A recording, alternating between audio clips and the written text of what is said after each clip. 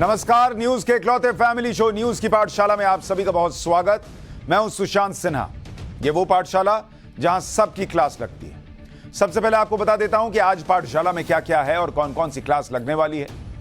नरेंद्र मोदी ने मन बना लिया है। एमपी, छत्तीसगढ़, राजस्थान के मुख्यमंत्री की तस्वीर आ गई है क्या? बाबा बालकनाथ को मुख्यमंत्री बताने वाली लिस्ट बाहर आई तो क्या हुआ?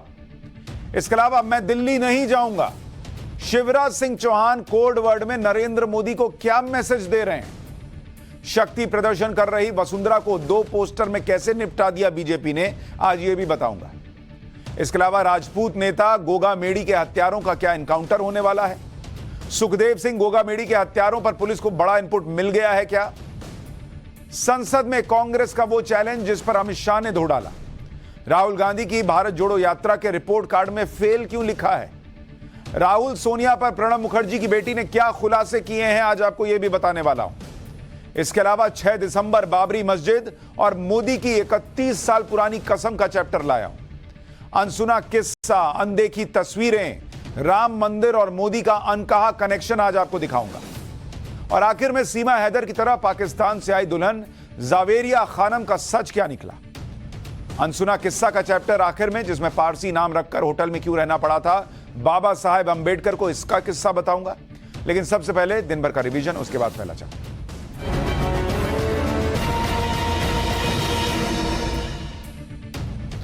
मध्य प्रदेश में कांग्रेस के नेता फूल सिंह बरैया के समर्थन में आज युवा कांग्रेस के एक नेता ने अपने मुंह पर कालिक पोत ली। ग्वालियर में प्रेस कॉन्फ्रेंस के दौरान कांग्रेस के नेता ने अपने हाथों से अपना मुंह काला किया। असल में एमपी की भांडेर विधानसभा सीट से चुनाव जीते कांग्रेस नेता फूल सिंह बरैया ने दावा किया था कि राज्य में बीजेपी की 50 सीटें आने पर वो अपना मुंह काला कर लेंगे। छत्तीसगढ़ में बीजेपी की वापसी के साथ ही बुलडोजर एक्शन भी शुरू हो गया है। राजधानी रायपुर में नगर निगम ने 50 से ज्यादा अवैध दुकानों पर बुलडोजर चला दिया। बताया जा रहा है कि पिछले कई सालों से इन अवैध दुकानों को हटाने की मांग की जा रही थी, लेकिन कोई कार्रवाई नहीं हुई। ऐसे में इलाके के बीजेपी विधायक बृजमोहन अग्रवाल ने बीजेपी की सरकार आने पर अवैध शराब भट्टियों और इन दुकानों को हटाने का वादा किया था। गोमूत्र वाले बयान पर बवाल बढ़ने के बाद डीएमके सांसद सेंथिल कुमार ने माफी मांग ली है। सेंथिल कुमार ने कहा कि उन्होंने अनजाने में बयान दिया था और अगर इससे लोगों की भावनाएं आहत होती हैं तो वो इसे वापस लेते हैं। असल में एक दिन पहले संसद में डीएमके सांसद ने उत्तर भारत के राज्यों को गोमूत्र राज्य बताया था, जिसके बाद बीजेपी सांसदों ने डीएमके के बहाने कांग्रेस को निशाने पर लिया। बीजेपी ने उत्तर भारतीयों और सनातन के अपमान पर सोनिया गांधी और राहुल गांधी की चुप्पी पर सवाल उठाए थे। पाकिस्तान में भारत का एक और दुश्मन मारा गया है। कराची में अज्ञात हमलावरों ने लश्कर आतंकी हंजला अदनान की हत्या कर दी।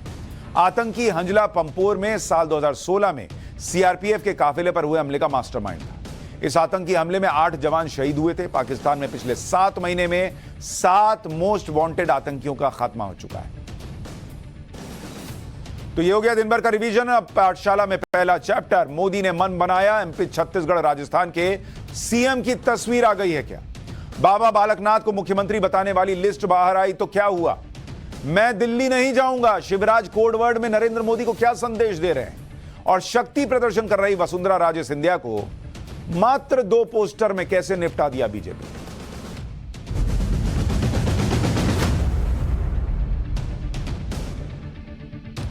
तीन राज्यों में मुख्यमंत्री कौन होगा, इसका पता वैसे आज भी नहीं चला। ना ही कोई संकेत मिले कि सीएम किसे बनाया जा रहा है। सब अपने अपने अनुमान लगा रहे हैं, अपने अपने कयास लगाए जा रहे हैं, अपनी अपनी ख्वाहिशें बताई जा रही हैं कि किस नेता को सीएम बनना चाहिए। लेकिन सीएम तो वही बनेगा जिसे प्रधानमंत्री नरेंद्र मोदी और उनकी कोर टीम मिलकर तय कर रहे हैं। आज एक दिलचस्प तस्वीर भी आई है। उस तस्वीर में भी लोग नए मुख्यमंत्री को ढूंढने लगे हैं, लेकिन इस तस्वीर में मुख्यमंत्री है या नहीं मैं आपको आगे बताऊंगा। दरअसल ये तस्वीर उन सांसदों की है जो विधायक बने। इन्होंने पीएम से मुलाकात की। इन लोगों ने आज ही संसद से इस्तीफा दिया, क्योंकि विधायक बनने के बाद इन्हें इस्तीफा देना ही था। तो ये सांसद ही रहते या फिर विधायक ही रह सकते थे। तो अब चूंकि विधायक बन गए तो सांसदी से इस्तीफा दे दिया, लेकिन इन्हें राज्य में भेजा गया था तो अब इन्हें वही काम करना होगा। पीएम से मुलाकात का मतलब कई लोग ये भी लगाने लगे कि नया मुख्यमंत्री इन्हीं में से कोई हो सकता है जिनकी तस्वीर दिख रही है, क्योंकि इस तस्वीर में तीनों राज्यों के वो सांसद हैं जो विधानसभा में चुने गए हैं चुनाव जीतकर। अब पीएम मोदी ने तीनों राज्यों के चुनावों में अपने कई सांसदों और मंत्रियों को चुनाव लड़ने के लिए भेजा था, जिनमें ज्यादातर जीत गए तो कुछ हार भी गए। लेकिन क्या मुख्यमंत्री इस तस्वीर में है? आगे बताऊंगा, पहले सुनिए कौन कौन वहां जीत हासिल कर पाया।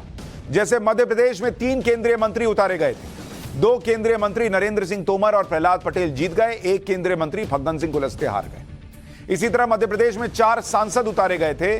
उनमें से 3 सांसद राकेश सिंह, रीति पाठक, उदय प्रताप सिंह जीत गए। 1 सांसद गणेश सिंह हार गए। राजस्थान में 6 लोकसभा और 1 राज्यसभा सांसद को चुनाव में उतारा गया था, जिनमें से 3 सांसद चुनाव हार गए। हालांकि 4 सांसद चुनाव जीते। इनमें दिया कुमारी का नाम है, किरोड़ीलाल मीणा का नाम है, राजवर्धन सिंह राठौड़ का नाम है और महंत बालकनाथ वो सांसद हैं जिन्होंने विधानसभा चुनाव जीता है। छत्तीसगढ़ में 5 सांसद चुनाव में उतारे गए थे। उनमें से 3 जीते, जैसे रेणुका सिंह, गोमती साय और अरुण साव अब विधायक बन गए। अब जो सांसद विधानसभा चुनाव में जीत गए हैं, क्या वो सीएम की रेस में हैं या फिर पीएम मोदी के साथ मिलने के बाद यह मान लिया जाए कि वो सीएम की रेस से आउट हो गए? मतलब मुख्यमंत्री इनमें से कोई नहीं होगा। क्या ऐसा भी हो सकता है? और ये क्यों कह रहा हूं, इस पर बात करूंगा। वैसे तो आज ही इन लोगों ने संसद से इस्तीफा दिया, तो सांसद होने के नाते पीएम से मिलने चले गए और केंद्रीय मंत्री होने के नाते पीएम से मिल लिए, तो कोई बहुत बड़ी बात नहीं है। ये स्वाभाविक सी बात है। इसलिए ऐसा भी पक्का नहीं है कि फोटो आ गई तो सीएम नहीं बन सकते। लेकिन अब तक का ट्रेंड क्या कहता है? अब तक का यह ट्रेंड देखा गया है बीजेपी में कि मुख्यमंत्री बनने से पहले पीएम मोदी के साथ फोटो नहीं आती। सीएम का नाम आता है पहले और फिर उसके बाद प्रधानमंत्री नरेंद्र मोदी से उस व्यक्ति की मुलाकात होती है। आप किसी को देख लीजिए, आप योगी आदित्यनाथ को उठा के देख लीजिए, वो सीएम बने उसके पहले मोदी जी के साथ फोटो आई थी उनकी। पुष्कर सिंह धामी को देख लीजिए, आप देवेंद्र फडणवीस को देख लीजिए, किसी को उठा के देख लीजिए जो जब सीएम बना था या बना है, क्या पहले तस्वीर आई? लेकिन यहां तो पहले मुलाकात हो गई, फोटो भी आ गई। इसलिए कयास लगाए जा रहे हैं कि परंपरा के हिसाब से हो सकता है कि इनमें से फिर कोई मुख्यमंत्री ना हो। लेकिन यह सामान्य बात भी है, भाई इस्तीफा दे रहे थे तो पीएम से मिले हैं। लेकिन एक बात और नोटिस करने वाली है कि जिन सांसदों ने आज इस्तीफा दिया वो आज बहुत रिलैक्स हैं। देखिए कैसे हंस रहे हैं। वहां हंसी मजाक चल रहा था। भाई आमतौर पर ऐसा होता है कि किसी सांसद को इस्तीफा देकर विधायक बनना पड़ता है तो यह माना जाता है कि उसकी राजनीति के लिए ठीक नहीं है, क्योंकि भाई लोग ऐसा सोचते हैं कि आज विधायक बने हैं, फिर उसके बाद सांसद बनेंगे, फिर मंत्री बनेंगे केंद्र में, फिर पीएम बन सकते हैं। ये ऐसा सीढ़ी होती है। यहां तो बीजेपी में उल्टा है। भाई पीएम ने कहा जाके वहां चुनाव लड़ो, चुनाव लड़े, अब सांसद ही छोड़ के ये विधायक बन रहे हैं, राज्य की राजनीति में लौट रहे हैं। तो दूसरी पार्टी होती तो ये लोग तनाव में दिखते हैं, लेकिन यहां सब रिलैक्स दिख रहे हैं, किसी का चेहरा उतरा हुआ नहीं है। बीजेपी का आप अनुशासन सोचिए कितना जबरदस्त है कि जो बोल दिया वो करना है। विधायक तो विधायक, सांसद तो सांसद, छोड़ो पद तो छोड़ो पद। एक बार देखिए वहां क्या माहौल था।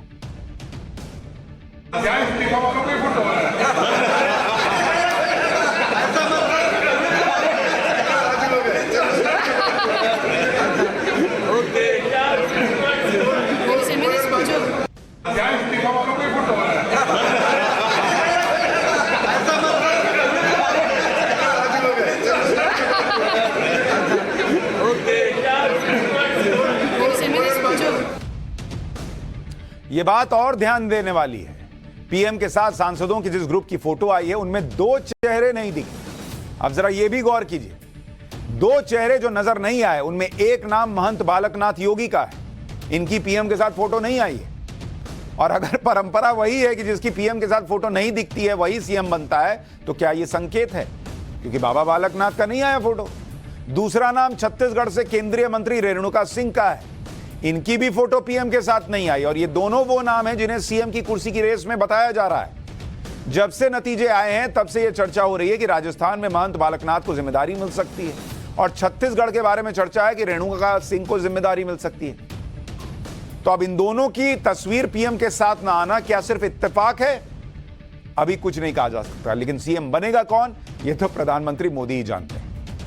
एक तरफ जब सीएम के नामों की इतनी चर्चा है तो राजस्थान के सीएम को लेकर एक लिस्ट वायरल होने लगी। इस लिस्ट में बाबा बालकनाथ को मुख्यमंत्री बताया गया था। देखिए ये जरा लिस्ट है, और इसको अगर आप जूम करके देखेंगे तो इसमें मुख्यमंत्री का नाम दिया गया है बाबा बालकनाथ। और अगर यहां पर आप डालिए, जरा इसको जूम करके दिखाइए, यहां पे फोटो डालिए, ये तस्वीर देखिए। ये फोटो जो है वो वायरल होने लगी कि भाई इस तरह से एक लिस्ट है। और जरा इसको अगर आप जूम करके देखेंगे, क्लोज शॉट दिखाइए इसका, ये देखिए यहां लिखा है बाबा बालकनाथ योगी मुख्यमंत्री। किरोड़ी लाल मीणा उप मुख्यमंत्री, दिया कुमारी उप मुख्यमंत्री, इस तरह की एक लिस्ट जो है वो वायरल होने लगी। 2 उप मुख्यमंत्री और 1 मुख्यमंत्री, और मुख्यमंत्री में बाबा बालकनाथ का नाम लिखा हुआ था। अब ये जब वायरल होने लगी तो फिर बीजेपी राजस्थान को बकायदा इसको फेक बताना पड़ा। उन्होंने ट्वीट किया कि भैया ये फेक है, ऐसी कोई लिस्ट आई नहीं है अभी। लेकिन आमतौर पर ऐसा होता है कि सीएम या मंत्री बनने के लिए लॉबिंग होती है, विधायकों से मिलना जुलना होता है, लामबंदी की जाती है, शक्ति प्रदर्शन किया जाता है, जैसा कि राजस्थान में वसुंधरा राजे के मामले में ऐसा करके मैसेज देने की कोशिश की गई। लेकिन मध्य प्रदेश में अलग ही मामला चल रहा है, अलग तरह की मैसेजिंग चल रही है। जैसे शिवराज सिंह चौहान का मामला देख लीजिए, उन्हें बीजेपी मुख्यमंत्री बनाएगी या नहीं ये क्लियर ही नहीं हो पा रहा, लेकिन यह बात क्लियर है कि शिवराज सिंह चौहान अपने तरीके से मैसेजिंग कर रहे हैं। वो कोई बगावती तेवर नहीं दिखा रहे, वो विधायकों से नहीं मिल रहे जैसे वसुंधरा मिल रही, कोई लामबंदी भी नहीं कर रहे, लेकिन मैसेज तो वो भी दे रहे हैं कि वो रेस में बने हुए हैं। आज वो छिंदवाड़ा पहुंच गए। छिंदवाड़ा कमलनाथ का गढ़ है, जहां पर 7 सीटें थी और 7 बीजेपी हार गई थी। शिवराज ने छिंदवाड़ा पहुंचकर रैली की, रोड शो भी कर दिया और एक बीजेपी कार्यकर्ता के घर गए, वहां पर खाना खाया।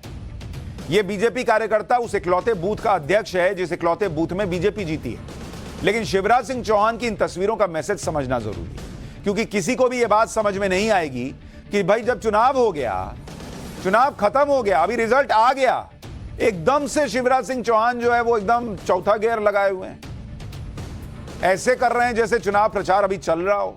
जब छत्तीसगढ़ में भाई रिजल्ट तो वहां भी आ गया, वहां तो कोई ऐसा नहीं कर रहा, राजस्थान में भी ऐसा कोई नहीं कर रहा कि एकदम निकल गए छिंदवाड़ा में हम हारे, यहाँ तो हमको मोदी जी को जिताना, ऐसा तो कोई नहीं कर रहा। इतना एकदम गियर क्यों बदल दिए? शिवराज सिंह चौहान कह रहे हैं कि उन्हें लोकसभा की 29 सीटें जिताकर नरेंद्र मोदी को देनी है, लेकिन 2024 का चुनाव तो छत्तीसगढ़ और राजस्थान में भी होगा, वहां तो बीजेपी का कोई बड़े से बड़ा नेता और छोटे से छोटा नेता भी अभी लोकसभा चुनाव की बात भी नहीं कर रहा। अभी तो चुनाव खत्म ही हुआ है, इसलिए तुरंत लोकसभा की बात करने लगना, यह बात लोगों को समझ में नहीं आ रही। लेकिन शिवराज सिंह चौहान इन्हीं बातों के जरिए, इन्हीं तस्वीरों के जरिए मैसेज दे रहे हैं। एक बार शिवराज सिंह चौहान ने आज क्या कहा है वो भी सुन लीजिए। 2024 में फिर मोदी जी प्रधानमंत्री बनेंगे, कोई संदेह नहीं है, लेकिन मध्य प्रदेश में कोई कसर बाकी ना रह जाए। बोले तो पहले पिछले बार हम 29 में से 28 सीटें जीते थे, एक छिंदवाड़ा नहीं जीत पाए थे। आज से हम मिशन 2024 प्रारंभ कर रहे हैं कि 29 में से 29 की 29 सीटें छिंदवाड़ा सहित, और सबसे पहले छिंदवाड़ा भारतीय जनता पार्टी जीते, इसका अभियान भी हम आज से प्रारंभ कर रहे हैं। आपको याद होगा कि एमपी में चुनाव नतीजों के 2 दिन बाद ही शिवराज सिंह चौहान उन महिलाओं से भी मिले थे जिन्हें लाडली बहना योजना का लाभ मिला था। मध्य प्रदेश में कहा जा रहा है कि बीजेपी की इतनी बड़ी जीत के पीछे शिवराज की लाडली बहना योजना का भी थोड़ा रोल है। लेकिन जब बीजेपी की इतनी बड़ी जीत के पीछे एमपी के दूसरे नेताओं से पूछा जाता है कि क्या भाई लाडली योजना ही फैक्टर थी क्या, तो वो तो सीधे सीधे पीएम मोदी को फैक्टर बता रहे हैं। एमपी के बड़े नेता हैं कैलाश विजयवर्गीय, उनसे लाडली बहना पर सवाल पूछा गया तो भड़क गए, कह रहे हैं कि राजस्थान और छत्तीसगढ़ में तो लाडली बहना स्कीम नहीं थी, वहां बीजेपी नहीं जीती क्या। सुनिए कैलाश विजयवर्गीय किस तरह से बात बोल रहे हैं। लोगों से मिलते हैं क्या? मैं किसी रेस में नहीं हूँ, भारतीय जनता पार्टी का होगा तो आप रेडी रहेंगे मुख्यमंत्री? मैं ऐसे काल्पनिक प्रश्नों का जवाब नहीं देता। लाडली बहना गेम चेंजर के रूप में साबित हुई। भाई लाडली बहना छत्तीसगढ़ में थी क्या? आप लोग कुछ दरबारी पत्रकार ये स्थापित करने में लगे हुए हैं, तो जरा उनको समझना चाहिए कि छत्तीसगढ़ में क्या थी क्या नहीं थी, राजस्थान में थी क्या नहीं थी, और तीनों जगह क्या था, मोदी जी का नेतृत्व। तो मोदी जी के नेतृत्व के कारण ही हम जीते। यानी वो तो नाराज हो रहे हैं एक तरीके से कि भाई पत्रकार जैसे लाडली योजना को ज्यादा महत्व दे रहे हैं। जब सीएम की कुर्सी को लेकर इस तरह की कयासबाजी चल रही हो तो आपको नेताओं के बयान भी ध्यान से सुनने पड़ते हैं। उसमें बहुत कुछ छिपा होता है, क्योंकि उनके बयानों में कुछ कोडवर्ड भी होते हैं। जैसे शिवराज सिंह चौहान का कोडवर्ड है, मैं दिल्ली नहीं जाऊंगा। शिवराज सिंह चौहान ने कल बोला था कि वो दिल्ली नहीं जाएंगे, वो 2024 में सभी 29 की 29 सीटें पीएम मोदी को दिलाने के लिए जुटेंगे। आज शिवराज सिंह चौहान ने फिर कहा है कि वो दिल्ली नहीं जाएंगे, वो जनता के बीच है। अब सवाल ये उठ रहा है कि कल शिवराज ने दिल्ली न जाने वाली बात पर क्या कहा, वो आप सुन लीजिए, आपको इससे बहुत बड़ा मैसेज भी मिलेगा। वो क्या है, ये कोडवर्ड का मतलब मैं आपको आगे समझाता हूं कि मैं दिल्ली नहीं जाऊंगा, इस कोडवर्ड का मतलब क्या है। मैं दिल्ली नहीं जाऊंगा।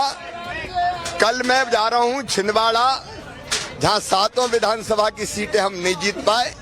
मेरा एक ही संकल्प है, 29 की 29 सीटें भारतीय जनता पार्टी जीते मध्य प्रदेश में, और श्रीमान नरेंद्र मोदी जी, हमारे प्रधानमंत्री जी, जो हमारे नेता हैं, उनके गले में 29 कमल की माला डाल के संपूर्ण बहुमत यहां से भारतीय जनता पार्टी को मिले और वो फिर से भारत के प्रधानमंत्री बने। इसलिए 29 की 29 लोकसभा की सीटें जीतना ये हमारा अगला लक्ष्य है। यानी कल भी शिवराज सिंह चौहान का जोर था, मैं दिल्ली नहीं जाऊंगा। आज भी जोर दे रहे हैं, मैं दिल्ली नहीं जाऊंगा। दरअसल शिवराज सिंह चौहान का कई लोगों का कहना है कि यह कोडवर्ड है। दिल्ली नहीं जाने से उनका मतलब यह नहीं है कि मैं दिल्ली प्रधानमंत्री मोदी से मिलने नहीं जाऊंगा और सीएम जो है, जो बनता है उसको मिलने जाना पड़ता है। भाई कौन, योगी सीएम बने थे तो क्या मोदी जी से मिलने आए थे? या जिस राज्य में जो मुख्यमंत्री बनता है वो पहले मिलने आता है क्या? वसुंधरा आई है क्या? कौन आया है मोदी जी से मिलने? तो ऐसा नहीं है। कई लोग कह रहे हैं कि मैं दिल्ली नहीं जाऊंगा, ये कोडवर्ड है शिवराज सिंह चौहान का, जिसका मतलब है कि मैं दिल्ली में केंद्रीय कैबिनेट में नहीं जाऊंगा। वो ये मैसेज दे रहे हैं बार बार कि मुझे दिल्ली में नहीं आना है, मुझे केंद्रीय कैबिनेट में नहीं आना है, मुझे यहीं रहना है, मुझे मध्य प्रदेश में मोदी जी को जिताने के लिए काम करना है, मतलब मुझे मुख्यमंत्री रहना है।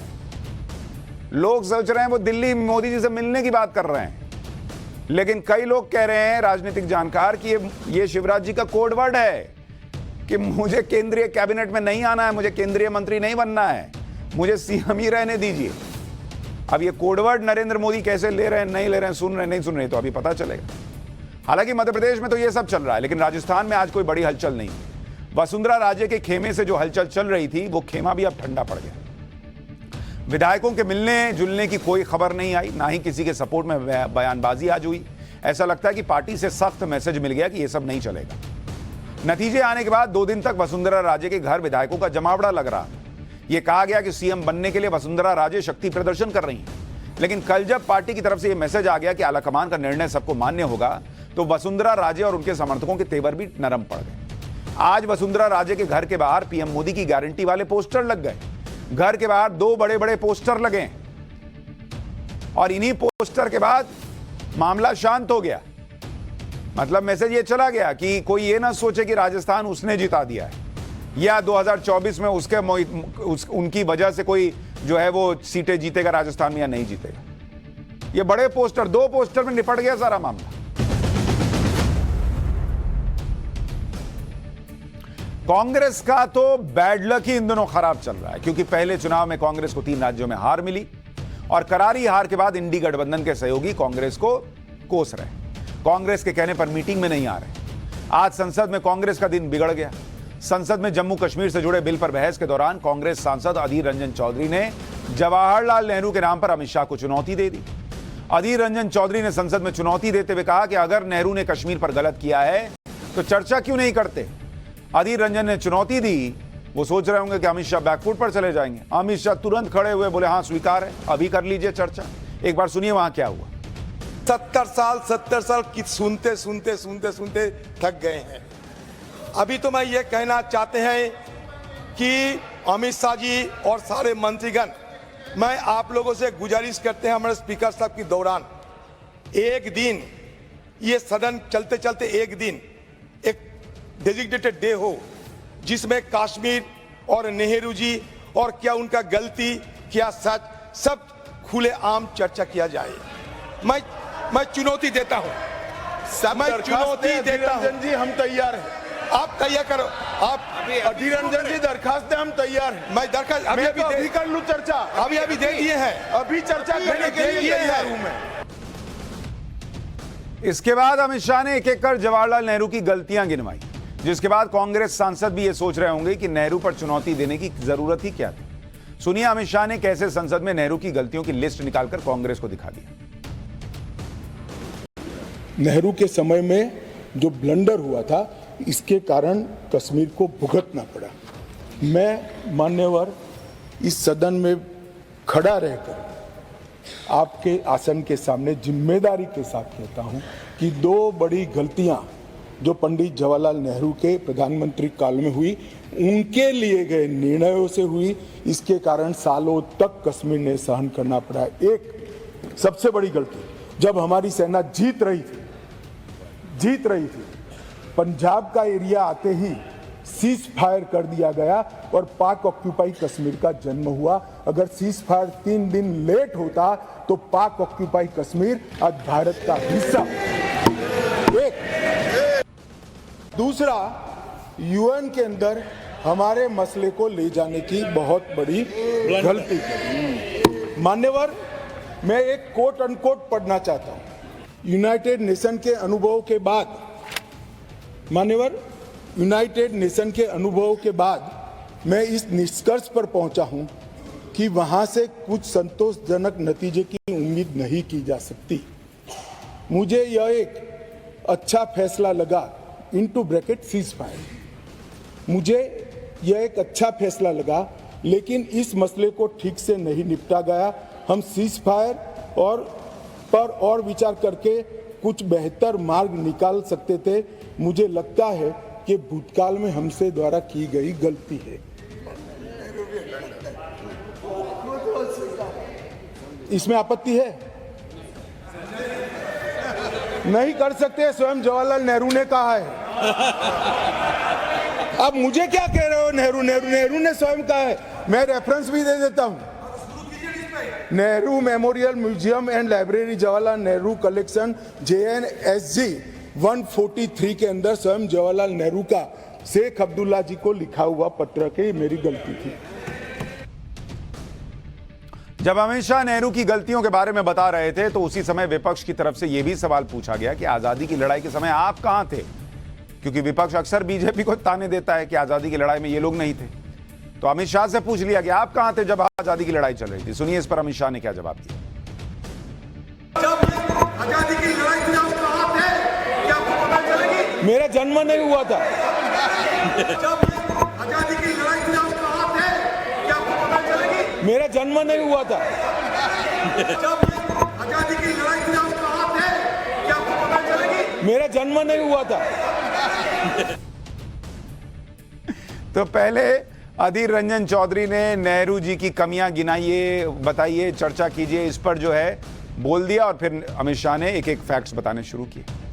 लेकिन आज सिर्फ नेहरू की बात नहीं हुई, सोनिया गांधी, राहुल गांधी, इसको लेकर भी बहुत सारे खुलासे हुए। दरअसल कांग्रेस की परेशानियां खत्म नहीं हुई। अधीर रंजन चौधरी ने संसद में पार्टी की किरकिरी करवाई तो पूर्व राष्ट्रपति प्रणब मुखर्जी की बेटी की एक किताब भी कांग्रेस के लिए परेशानी की वजह बन रही है। प्रणब मुखर्जी की बेटी शर्मिष्ठा मुखर्जी ने अपनी किताब प्रणब माय फादर में सोनिया गांधी और राहुल गांधी के बारे में कई बड़े खुलासे किए। शर्मिष्ठा मुखर्जी ने राहुल गांधी के बारे में क्या लिखा है, सुनिए। इस किताब में शर्मिष्ठा मुखर्जी लिखती हैं कि एक बार प्रणब मुखर्जी मुगल गार्डन में टहल रहे थे।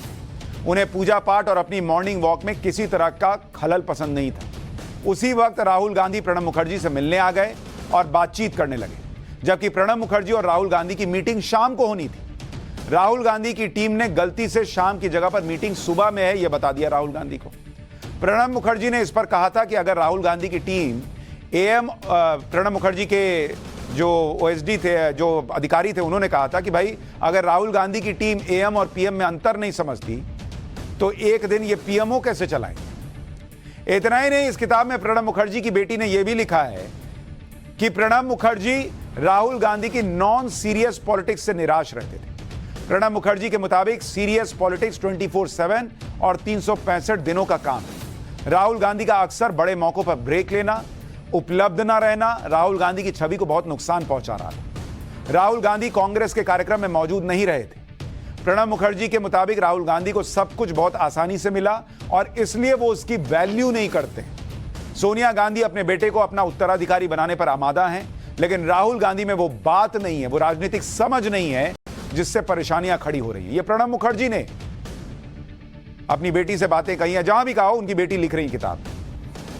प्रणब मुखर्जी ने कहा कि ये उन्हें नहीं पता कि क्या राहुल गांधी कांग्रेस को फिर से खड़ा कर पाएंगे, क्या वो लोगों को मोटिवेट कर पाएंगे। और देखिए, यही सवाल आज भी पूछा जाता है कि क्या राहुल गांधी ऐसा कर पाएंगे। इस किताब की और कई बातें हैं, वो आपको कल पाठशाला में फिर से चैप्टर खोलकर बताऊंगा, और भारत जोड़ो यात्रा का रिपोर्ट कार्ड भी कल आपको दिखाऊंगा। लेकिन फिलहाल पाठशाला में अब 6 दिसंबर, बाबरी मस्जिद और मोदी की 31 साल पुरानी कसम का चैप्टर, अनसुना किस्सा, अनदेखी तस्वीरें, राम मंदिर और मोदी के अनकहे कनेक्शन का चैप्टर।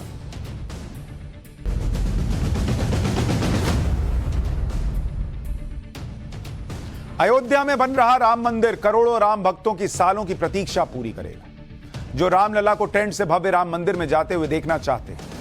राम मंदिर का निर्माण इतना आसान नहीं था, इसके पीछे बीजेपी, आरएसएस, विश्व हिंदू परिषद के हजारों लाखों कार्यकर्ताओं का योगदान है।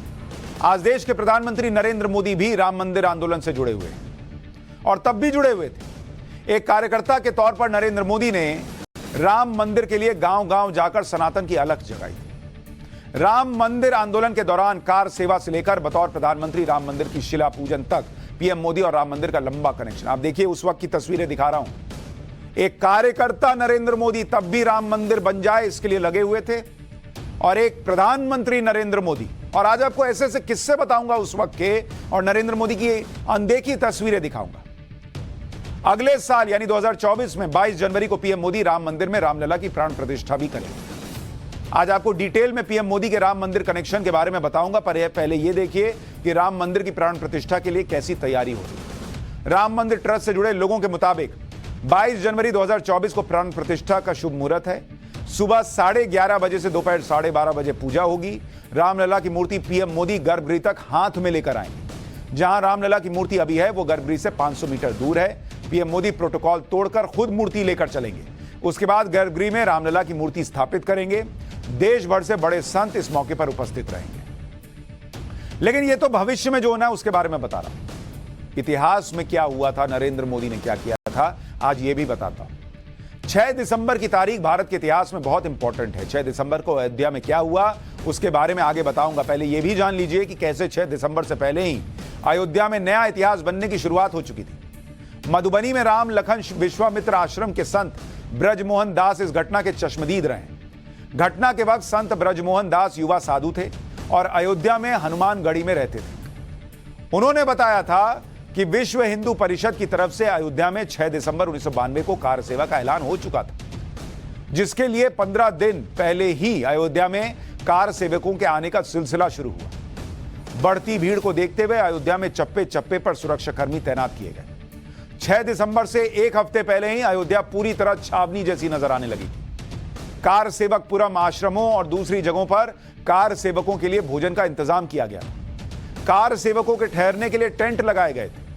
अयोध्या के बस स्टैंड, रेलवे स्टेशन पर आरएसएस और बीएचपी से जुड़े लोग लगे हुए थे ताकि बाहर से आने वाले कार सेवकों को किसी तरह की परेशानी न हो। जैसे जैसे 6 दिसंबर की तारीख करीब आई, खबर आने लगी कि केंद्र सरकार ने अयोध्या आने वाली ट्रेनों पर रोक लगा दी। रास्ते में कार सेवकों की गिरफ्तारियां होने लगी थी। कार सेवकों को रखने के लिए स्कूलों को जेल में तब्दील कर दिया गया था। इसके बावजूद कार सेवकों का अयोध्या पहुंचने का सिलसिला रुक नहीं रहा था बॉस। कोई अपने साधन से आ रहा था, कोई बस से पहुंच रहा था, कोई पैदल पहुंच जा रहा था। कई कार सेवक तो कई किलोमीटर पैदल चलकर प्रशासन से बच बचाकर अयोध्या पहुंच रहे थे। हालांकि 6 दिसंबर 1992 से एक दिन पहले यानी 5 दिसंबर तक भी अयोध्या का माहौल देखकर ऐसा नहीं लग रहा था कि 6 दिसंबर को कुछ बड़ा होने वाला है। कड़े सुरक्षा इंतजामों को देखते हुए किसी ने नहीं सोचा था कि कार सेवक राम जन्मभूमि की तरफ जा पाएंगे। लेकिन 6 दिसंबर 1992 की सुबह तक भी अयोध्या में सब कुछ सामान्य सा नजर आ रहा था। प्रशासन ने राम जन्मभूमि की तरफ जाने वाले सारे रास्तों को मोटी मोटी बल्लियों और कटीले तारों से बंद कर रखा था, जिनका घेरा कई राउंड का था, और इस घेरेबंदी को तोड़कर राम जन्मभूमि तक पहुंचना नामुमकिन सा नजर आ रहा था। सुरक्षा कर्मियों की एक बस हनुमानगढ़ी के पास खड़ी थी। उस बस के अंदर सुरक्षाकर्मी नहीं बैठे थे। इस बीच साधुओं की वेशभूषा में आए कुछ लोग सुरक्षाकर्मियों की बस में चढ़े और बस को राम जन्मभूमि की ओर लेकर चल पड़े। बस रास्ते में लगाई गई बल्लियों को तोड़ते हुए आगे बढ़ रही थी, जिसके पीछे पीछे कार सेवकों की भीड़ भी राम जन्मभूमि की तरफ बढ़ने लगी। देखते ही देखते भीड़ बेकाबू हो गई। कार सेवकों ने रास्ता रोकने के लिए लगाई गई कटीली तारों को अपने हाथों से उखाड़ कर फेंक दिया। अयोध्या में अचानक हुई इस घटना से प्रशासन में हड़कंप मच गया। सुरक्षा कर्मियों को भी उम्मीद नहीं थी कि कोई विवादित ढांचे के चारों तरफ बल्लियों और कटीले तारों से बनाया गया करीब 1 किलोमीटर के दायरे के सुरक्षा घेरे को इतनी आसानी से तोड़ देगा।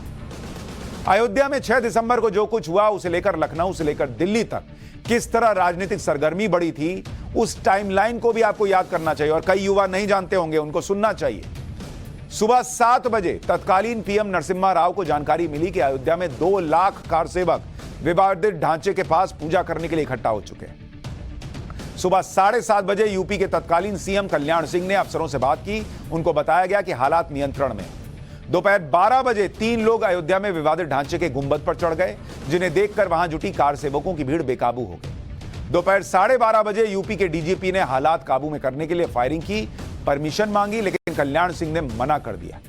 दोपहर 1:55 पर अयोध्या में विवादित ढांचे का एक गुंबद गिराया जा चुका था। दोपहर 3:30 बजे अयोध्या में विवादित ढांचे का दूसरा गुंबद भी गिरा दिया गया। शाम 4:49 पर अयोध्या में विवादित ढांचे का तीसरा और मुख्य गुंबद भी तोड़कर नीचे गिरा दिया गया, जिसकी खबर दिल्ली में पीएम आवास तक पहुंच चुकी थी। शाम 6:45 बजे विवादित ढांचे को समतल कर चबूतरे पर एक तंबू में रामलला की मूर्तियां रख दी गई थी। 1992 में अयोध्या में विवादित ढांचा गिरने के बाद क्या हुआ, वो भी बड़ा हैरान करने वाला। उस समय केंद्र में कांग्रेस की सरकार थी और प्रधानमंत्री थे पीवी नरसिम्हा राव। विवादित ढांचा गिरने के बाद पूरे देश में तीखी प्रतिक्रिया हुई। कई राज्यों में हिंसक प्रोटेस्ट शुरू हो गए। उत्तर प्रदेश से लेकर महाराष्ट्र तक कई शहरों में दंगे हुए। कानून व्यवस्था को देखते हुए नरसिम्हा राव सरकार ने बीजेपी शासित 4 राज्य सरकारों को ही बर्खास्त कर दिया। उत्तर प्रदेश, मध्य प्रदेश, हिमाचल प्रदेश और राजस्थान में राष्ट्रपति शासन लगा दिया गया। ऐसा पहली बार हुआ जब इस तरह से 4 राज्य सरकारों को एक साथ बर्खास्त कर दिया गया और राष्ट्रपति शासन लग गया।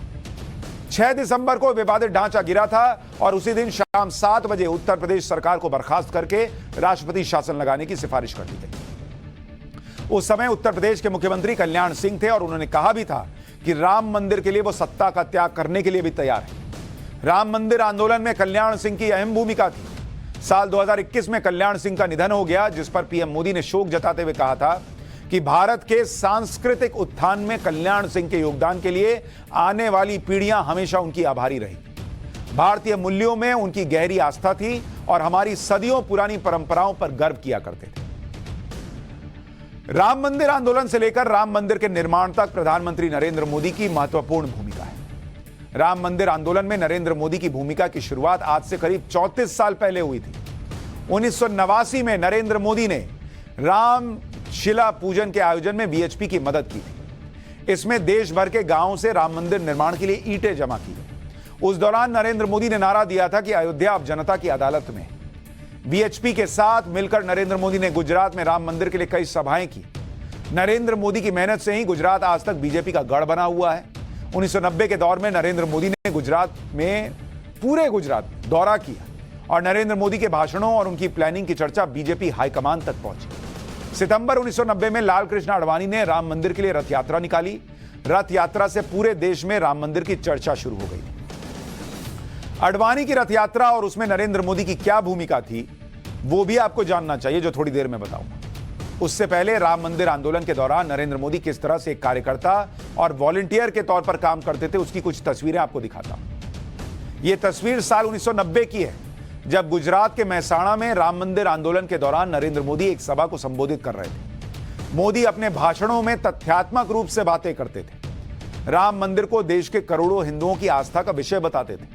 मोदी के भाषणों की उस समय पूरे गुजरात में चर्चा होती थी। तस्वीर देखिए, हर आदमी सुन रहा है नरेंद्र मोदी को, जैसे आज लोग सुनते हैं ना, तब भी सुना करते थे। यह वो दौर था जब नरेंद्र मोदी एक सामान्य कार सेवक के तौर पर बिना रुके राम मंदिर के आंदोलन के लिए काम करते थे। यह तस्वीर देखिए, बड़ी गर्मी है, धूप है, तो उसमें अपने सर पे कपड़ा रखकर और बैठे हुए हैं। यह नरेंद्र मोदी है। यह 1991 में दिल्ली के बोट क्लब में राम मंदिर आंदोलन की एक सभा की तस्वीर है, जिसमें नरेंद्र मोदी सिर पर गमछा बांधे और चश्मा लगाए कार्यकर्ताओं के साथ बैठे हुए दिख रहे हैं। 6 दिसंबर 1992 में अयोध्या में विवादित ढांचा गिरने के बाद राम मंदिर आंदोलन और तेज हुआ। 1993 में राम मंदिर के लिए समर्थन जुटाने के लिए सिग्नेचर कैंपेन शुरू हुआ। फरवरी 1993 से जून 1993 के बीच नरेंद्र मोदी ने देश के सैकड़ों गांवों का दौरा किया और करीब 10 करोड़ लोगों के दस्तखत कलेक्ट किए। ये नरेंद्र मोदी सिग्नेचर कैंपेन राम मंदिर के लिए, ये वो उस वक्त की तस्वीरें हैं, बहुत रेयर तस्वीरें हैं जो बहुत लोगों ने नहीं देखी होंगी। राम मंदिर आंदोलन में चाहे छोटा काम हो या बड़ी जिम्मेदारी, नरेंद्र मोदी को जो भूमिका दी गई उन्होंने उसे पूरी ईमानदारी से निभाया। नरेंद्र मोदी की बड़ी उपलब्धियों में से एक आडवाणी की रथ यात्रा भी है, जिसका जिक्र थोड़ी देर पहले मैंने किया था। इस रथ यात्रा ने राम मंदिर आंदोलन को एक नई दिशा दी और रथ यात्रा के बाद ही राम मंदिर का मुद्दा मुख्यधारा की राजनीति में आया। आडवाणी की रथ यात्रा 25 सितंबर 1990 को गुजरात के सोमनाथ से शुरू हुई थी। रथ यात्रा का पूरा मैनेजमेंट कौन देख रहा था? नरेंद्र मोदी। यात्रा का मार्ग, कार्यक्रम की जानकारी सब नरेंद्र मोदी ने ही दी थी। आडवाणी की रथ यात्रा के आर्किटेक्ट नरेंद्र मोदी थे। गुजरात में रथ यात्रा करीब 600 गांव से होकर गुजरी थी। रथ यात्रा के सफल आयोजन के बाद नरेंद्र मोदी बीजेपी आलाकमान के भरोसेमंद कार्यकर्ता बन गए थे। उनको बड़ी जिम्मेदारियां दी जाने लगी थी। धीरे धीरे नरेंद्र मोदी का सियासी कद भी बढ़ने लगा और वो पहले गुजरात के मुख्यमंत्री बने और फिर 2014 में देश के प्रधान। अच्छा, कई लोगों को लगता है कि अरे मुख्यमंत्री बन गए, फिर पीएम बन गए, लेकिन एक आदमी कितने साल से काम कर रहा है, कितनी मेहनत कर रहा है, कितने दिन वो फोटो में पीछे रहा है, आप ये भी देखिए कि कितने साल तक भाई वो पूरा जो कार सेवा हुई उनके उसमें नरेंद्र मोदी की भूमिका की कहां चर्चा होती है उतनी उस तरह से, या जो रथ यात्रा हुई उसकी कितनी चर्चा होती है। उस जमाने से नरेंद्र मोदी ने राम मंदिर को लेकर अपना योगदान दिया था। आपको राम मंदिर पर नरेंद्र मोदी की उस कसम के बारे में भी बताता हूं जो कसम उन्होंने सालों पहले खाई। नरेंद्र मोदी 18 जनवरी 1992 को पहली बार रामलला के दर्शन करने अयोध्या पहुंचे। 18 जनवरी 1992 की बात है। उस वक्त नरेंद्र मोदी तत्कालीन बीजेपी अध्यक्ष मुरली मनोहर जोशी की अगुवाई में निकाली गई तिरंगा यात्रा के संयोजक के तौर पर अयोध्या गए थे। तब अयोध्या में रामलला के दर्शन के बाद नरेंद्र मोदी ने कहा था कि अब वो राम मंदिर के निर्माण के समय ही अयोध्या आएंगे।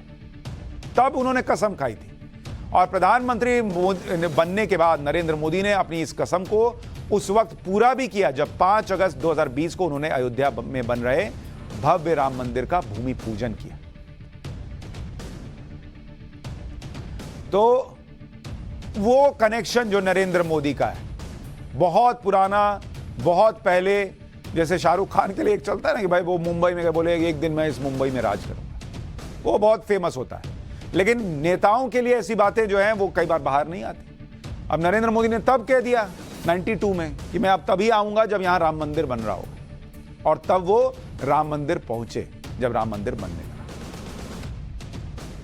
और इस वक्त एक बड़ी खबर आ रही है, आपको बता दूं, बड़ी खबर यह है कि बीजेपी आलाकमान ने वसुंधरा राजे सिंधिया को दिल्ली बुलाया है। वसुंधरा राजे आज रात दिल्ली के लिए रवाना होंगी। कहा जा रहा है रात 10:30 बजे इंडिगो की फ्लाइट से वसुंधरा दिल्ली आ रही हैं। अब यह बड़ा संकेत है। वसुंधरा राजे आज रात दिल्ली के लिए रवाना होंगी। क्या उन्हें मुख्यमंत्री बनाया जा सकता है, इसकी चर्चा होगी, इसके बारे में उन्हें बताया जा सकता है, या मुख्यमंत्री किसी और को बनाया जा रहा है और उन्हें क्या भूमिका दी जा सकती है, इस पर उनसे बात हो सकती है। इस खबर पर आपको लगातार अपडेट दूंगा। एक छोटा सा ब्रेक ले रहे हैं, ब्रेक के उस पार आपको बताऊंगा किस्सा अनसुना, जिसमें बताऊंगा कि पारसी नाम रखकर होटल में क्यों रहना पड़ा था बाबा साहब अंबेडकर को।